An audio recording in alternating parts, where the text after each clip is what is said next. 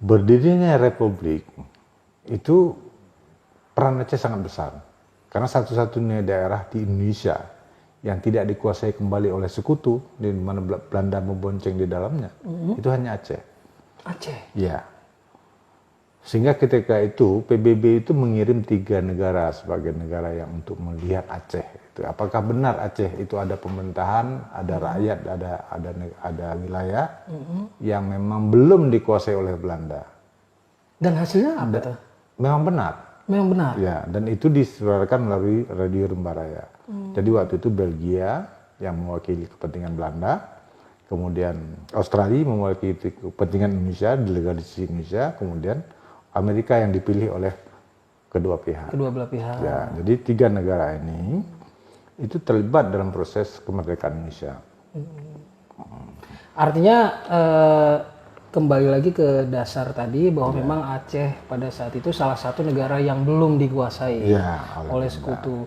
Itu dasar pemicu konflik tahun 1976? Nah, ketika itu Bung Karno berjanji kepada rakyat Aceh bahwasanya Aceh boleh mengurus rumah tangganya sendiri dan menjalankan syariat Islam. Dan janji itu tidak terlaksana? Yang tidak ditepati. Tidak ditepati. Tahun 50 malah 50 ya, akhir tahun 50 itu malah Aceh digabung ke dalam Sumatera Timur. Ya, sehingga terjadi pemberontakan DITI 53. Kenapa DITI? Karena DITI di waktu itu sudah eksis di Jawa Barat.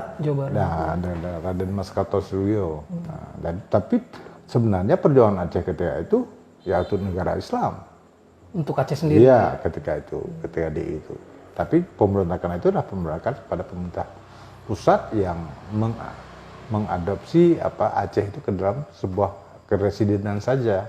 Nah, padahal ini ada sebuah negara di awalnya. Berarti pada saat itu pemerintah RI waktu itu tidak mengakui keistimewaan Aceh atau tidak memberikan hak. Sudah mengingkari janji awalnya, yang memberikan hak Aceh untuk mengurus rumah tangga sendiri dan menjalankan syariat Islam.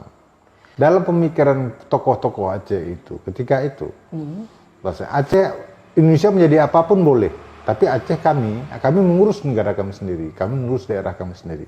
Walaupun kami tetap bergabung ke dalam Indonesia, tetapi kami punya kewenangan untuk mengatur sendiri. Dan itu memang yang dijanjikan oleh Bung Karno ketika itu.